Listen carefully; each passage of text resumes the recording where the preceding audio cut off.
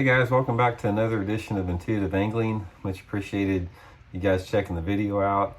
And you know, every June 6th, I like to do a little tribute to the Normandy veterans. Sort of symbolizes and marks a lot of what happened during World War II.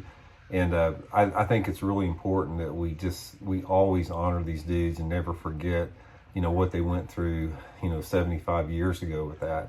I've had a chance, one of the things that I've always tried to do is I have a chance anytime I see a World War II veteran, I always try to strike up a conversation with them. I have for 30 some years now because, you know, we're losing them at a rapid rate. Most of the veterans now are in their late 90s. They're not going to be with us much longer. So I really try to learn as much as I can about history every time I'm around one of them.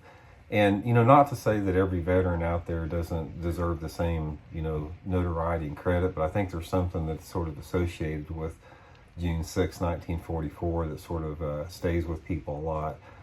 A lot of it has to do with the fact that, you know, in World War II, the soldiers that were in World War II, they're not like they are now. I mean, all of our soldiers today they're motivated, they're volunteers. We don't have a draft. Over the past, since 1975, you know, if you're a soldier in the United States military, you're a professional soldier.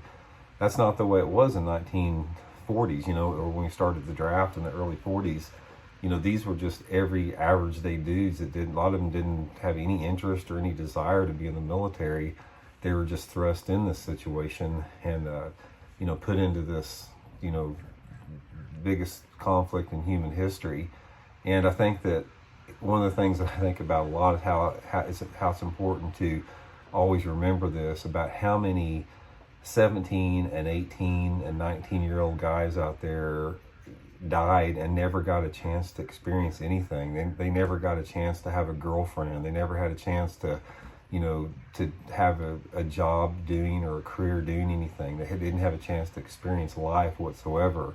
You know, they were cut down in the prime of their adolescent years, you know. So I look at that and I look at all those crosses, you know, in France, you know, during the D-Day invasion, and just think about, you know, that demands a lot of respect. That's something that, you know, that we need to honor and remember all the time, because we take it so for granted every day that we lead the lives that we live here. So anyway, I just wanted to give a quick D-Day tribute.